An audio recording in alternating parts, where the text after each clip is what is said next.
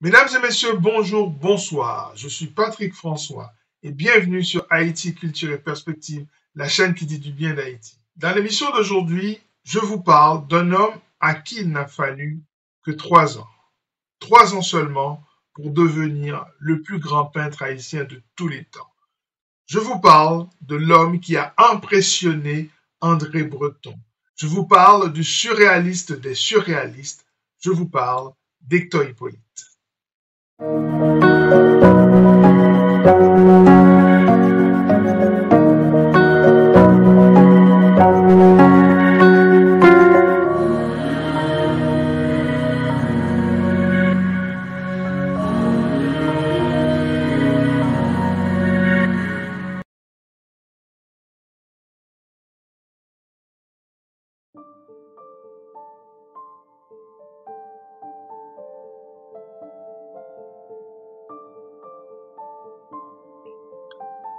Le 16 septembre 1894, Hector Hippolyte naît à Saint-Marc, dans le département de la Tibonite, à une 50aine de kilomètres de la ville des Gonaïves, la cité de l'indépendance, et à une 100aine de kilomètres de Port-au-Prince, la capitale d'Haïti.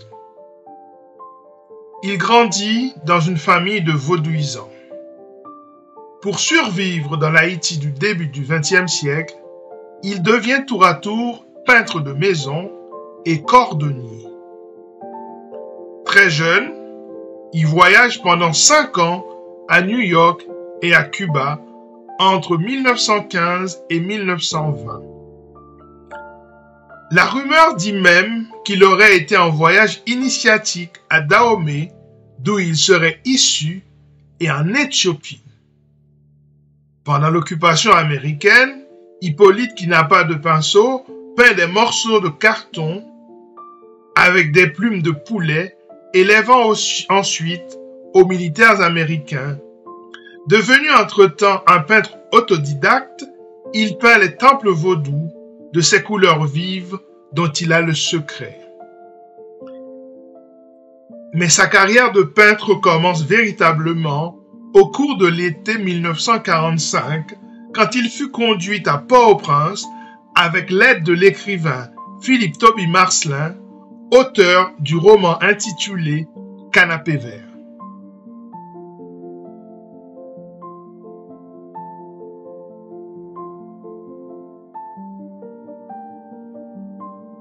Dans les années 40, Port-au-Prince devient un carrefour culturel où se rencontrent des artistes et des intellectuels du monde entier. Le 24 septembre 1945, le docteur Pierre Mabille inaugure l'Institut français d'Haïti, sorte de tremplin pour la culture francophone en Haïti. Certains journaux parlent même de la croisade culturelle du président Élie Lescaut.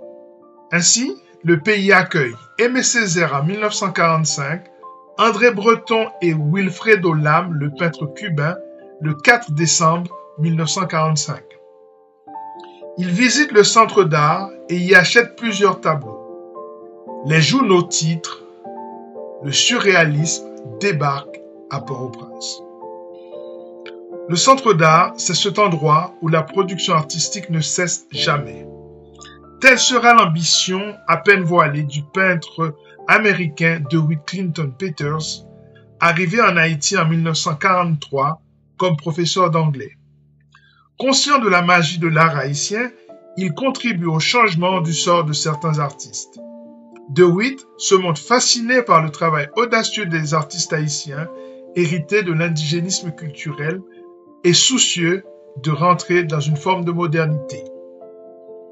Alors, DeWitt devient le cofondateur, avec toute une génération de peintres haïtiens, du Centre d'art à Port-au-Prince en 1944. Et là, ça va tout changer pour bon nombre d'artistes haïtiens, peintres et sculpteurs. Des pinceaux et des crayons sont mis à disposition de ceux et celles qui veulent s'y essayer, et une sorte d'atelier à ciel ouvert est consacré à ce grand processus de création.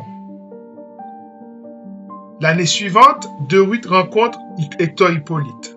Impressionné par l'audace des couleurs et du surréalisme spontané de ce prêtre vaudou qui peint des choses jamais vues jusque-là, il fera tout pour l'accompagner dans son processus de création. Ainsi, sur une période allant de l'été 1945 à sa mort en 1948, Hector Hippolyte peint entre 250 et 600 tableaux. On y trouve ses thèmes de prédilection, la spiritualité, le vaudou, les divinités, la nature, etc. Et tout un mouvement naît dans ce centre autour de peintres locaux comme Albert Mangonès, Gérald Blancourt ou encore Rigaud Benoît. Le centre, qui a également sa galerie d'art, commence à vendre. L'artiste peut désormais espérer vivre de son art. Et le vent de modernité qui souffle sur l'art produit par ces hommes allait bénéficier à des générations de peintres plusieurs décennies plus tard.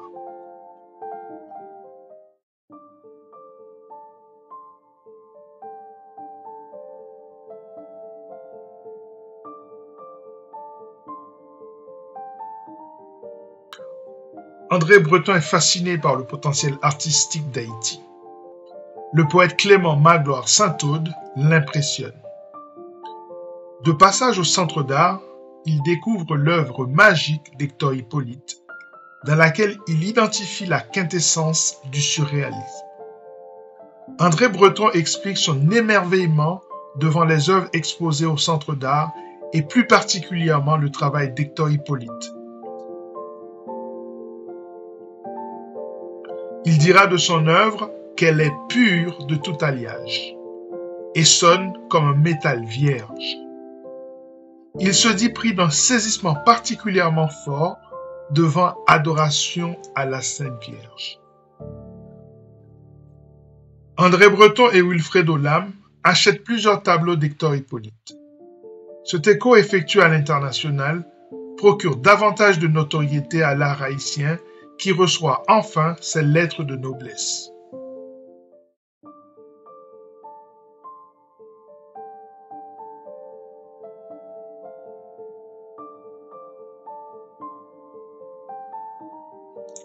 Hector Hippolyte meurt le 4 juin 1948 à Port-au-Prince.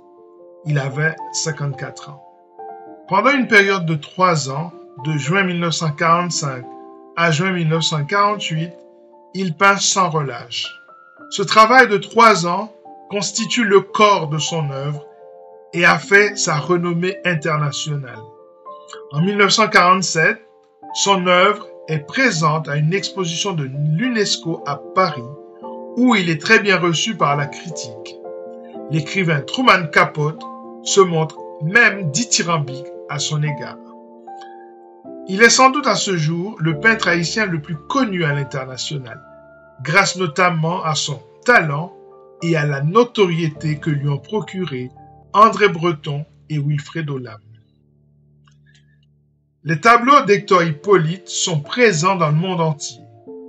On reconnaît sa signature dans Damballa, Maîtresse Ursule, Adoration à la Sainte Vierge, qui a bouleversé André Breton. Plusieurs exemples du travail d'Hippolyte font partie de la collection d'art haïtien du Milwaukee Art Museum et peuvent être vus sur le site web de la Haitian Art Society. Alors, je vous invite à aller découvrir l'œuvre de cet artiste merveilleux et ô combien surprenant. En tout cas, sans ce passage au centre d'art détruit le 12 janvier 2010 par le séisme, peut-être que le monde n'aurait rien su de ce génie très particulier. Voilà, c'en est terminé pour cette émission consacrée à Hector Hippolyte. J'espère que vous avez appris quelque chose. À très bientôt pour une nouvelle émission sur Haïti, culture et perspective. Et n'oubliez pas que jamais Francis Fukuyama n'a osé parler de la fin de la culture.